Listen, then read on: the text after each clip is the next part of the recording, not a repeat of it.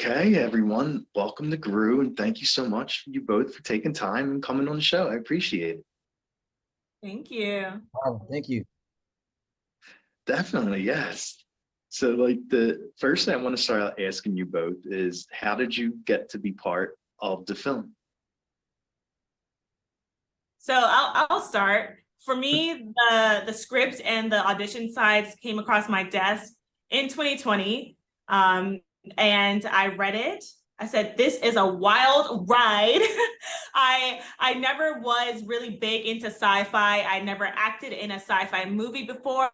So I thought, what, this is a good opportunity for me to expand my portfolio, expand my knowledge, and why not have fun? And then I saw that it was going to be shot in Morocco. Like, come on, like, I'm going to take the audition. So I did the audition and they loved it, and I was hired right away. And I said, wow, we're doing this.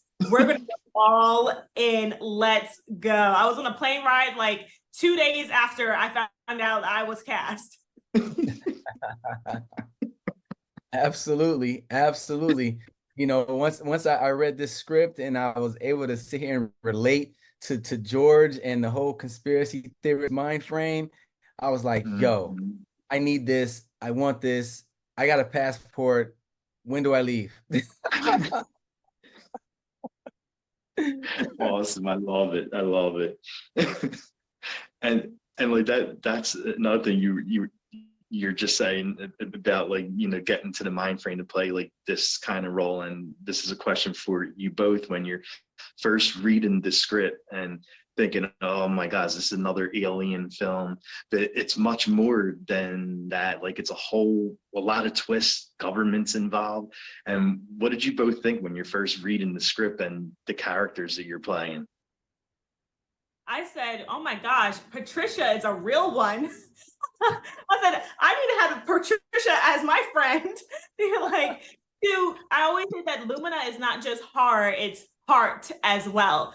To have love, not only from Alex to Tatiana as a romantic love, but the love of friendship as well, to go on this journey to find Tatiana. Those are definitions of ride or die friends. So I was like, yeah, absolutely. I'm in. I am in.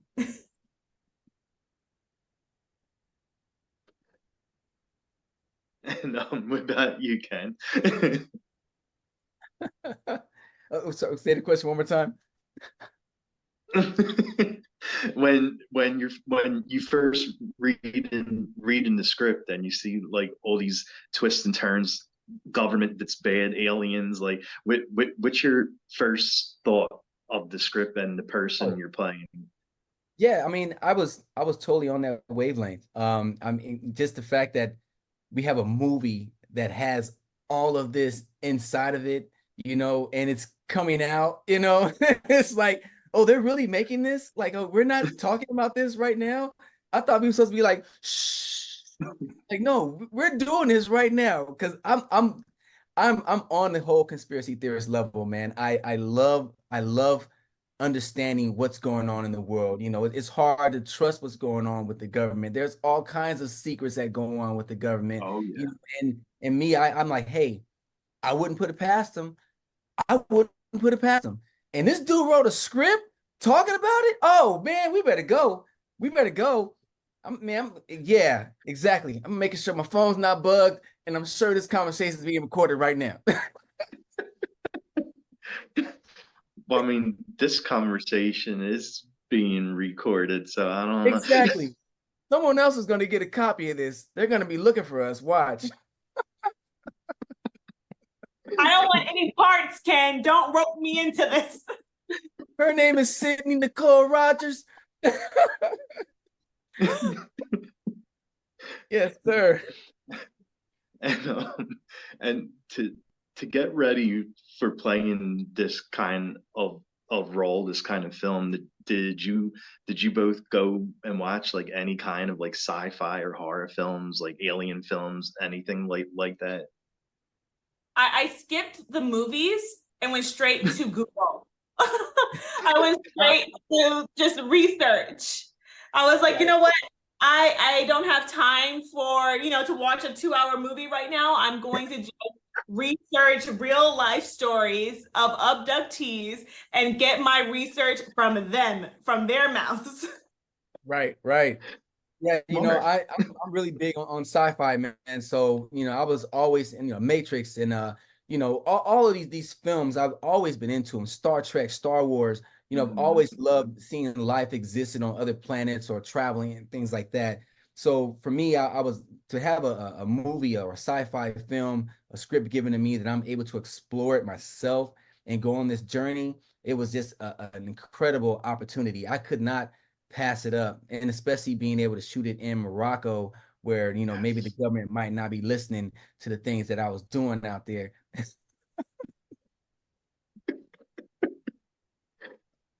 Hey, true. There you go. Sure. And, so how was it like being there? Like how was the set like? Was it hot? Like how was it like there? Oh, it was scorching hot, then freezing cold at night. Oh yeah. Oh my goodness. Low freezing temperatures at night, and then so scorching hot that I felt like my skin was going to burn off. But Oh my everyone God. took such great care of us every single day. They made sure we had blankets, water, whatever we needed to bundle up or to just let loose. So yeah, it was stunning, not let loose, but it was a stunning backdrop. Yeah. Stunning. Morocco is a dream. It's a picture. Yeah. Yeah, we had a great time shooting out there. Like she said, it was sometime in the daytime it was hot, and then at night the temperature would just like drop, and I was like, yo, like Mm. man, like there was we had to shoot a certain scene that's in the film, and we had to have a jacket. Like I had this jacket that was, I think it was like for but like less than like 0 degrees. Like I can Oh survive my in this God. jacket at 0 degrees. That's how thick this jacket was, with the whole cover with the Eskimo fur in the front, and then I had gloves and stuff. And then when it was so cold out there sometimes, that they gave us these little hot mitts. You remember those hot mitts, Sid? Yeah, yeah, I You used to hold remember. on to the mitts and just sit I put there. them everywhere. I Yeah, shoved them everywhere. yeah, everywhere. All body parts getting covered with hot mitts. You're like, I need another hot mitt. Front pocket, back pocket. Because when action was called, we had to take those jackets off, and Andrea and I were in heels running in Oh my the God. rocks, in the sand dunes, all of that. Like I think she had the least amount of clothes than everyone. Thankfully, Patricia wears pants and not skirts, so I was a little. Yeah, But like, once that jacket came off, it was just like we had to run. We were running to right. the alien, but also to keep warm. Oh Exactly. my Andrea trying to look cute. Andrea Cute was and so cold. cute with her boots and her skirt. Oh. Oh, that's funny. And of course, without giving too much away about the film, was there any scene that you both had the most fun shooting? Yeah, Go ahead. the scene where Ken and I had to do a stunt. It was my first time ever doing a stunt, and we were on ropes and everything. It was a blast, from actually practicing it to filming it. Yeah. Blast. Yeah, yeah, that exactly what she's talking about. We had to do a couple of stunts, and the preparation for it, just being cautious. Everybody on the set was so professional. They definitely took care of us. Very, very safe environment. But when you're thrusted to do these things, you're always a bit cautious, like, yo, you want me to do what? You want me to do what? Oh, okay, this is what's gonna happen. Okay, and who's the guy that's gonna be, doing it? Oh, him. Okay, because the guy that was doing the stunts, man, he's a very well-renowned stunt coordinator. I also had a Gotcha. couple of fight scenes, so they definitely took care of us. But when you guys see this scene, when we're driving in this mobile home, oh boy, the preparation for that was fun. I was so happy it was us doing it because I would have been a little jealous, not gonna lie, if it was somebody else who got that, Right, repeat. right. I was Yeah, so happy it was us. And we were we own that. up.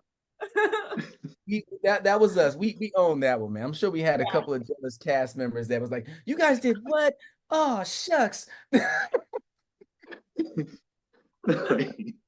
And was there any funny or cool stories from the set? Hmm. I feel like how we are right now, Rocco, with us laughing all the time. We had to break up all of the seriousness. Like we're crying, we're screaming, we're like we had to break it up. So in between takes, we were just doing this, All laugh, right. letting loose, like, come on, let's just like shake it off a little bit. So those are the moments that stand out for me. And then rushing to get Moroccan mint tea. Like Oh we my were goodness. obsessed with that tea. That Moroccan man, it's like the Starbucks tea and any other tea that they ever make that's in America does not compare to the Moroccan tea. And it's the Really? fact the way that they pour it into the cup. It's not like they just get it and they be like, here you go.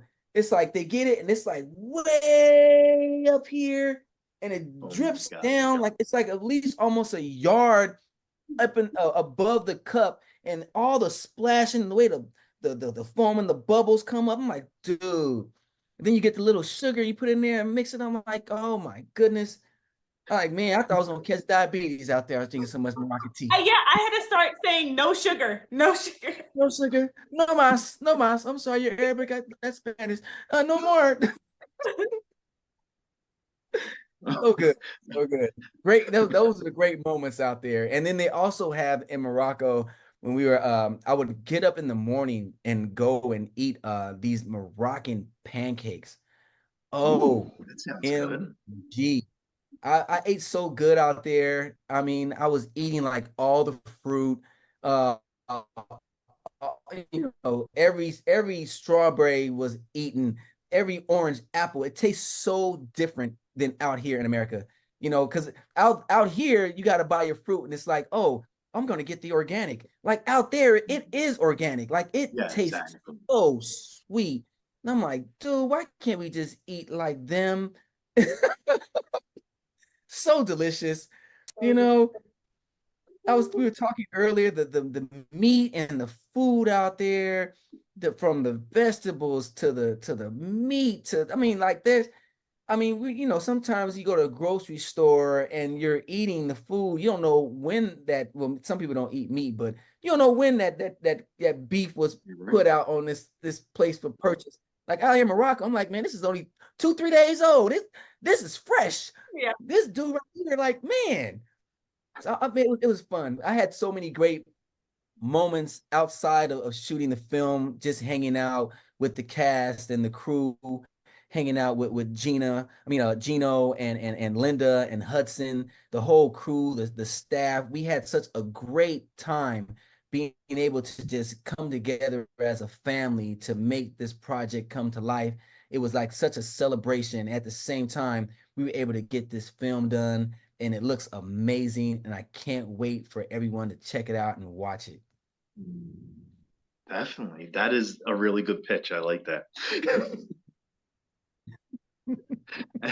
Well, the last thing that I will ask you both is where could fans follow you and follow the film at? Absolutely. All of my social media is the same across all platforms. It's at Sidney Nicole Rogers, Sidney Nicole Rogers, Rogers. And Lumina, you can find it at Lumina the movie.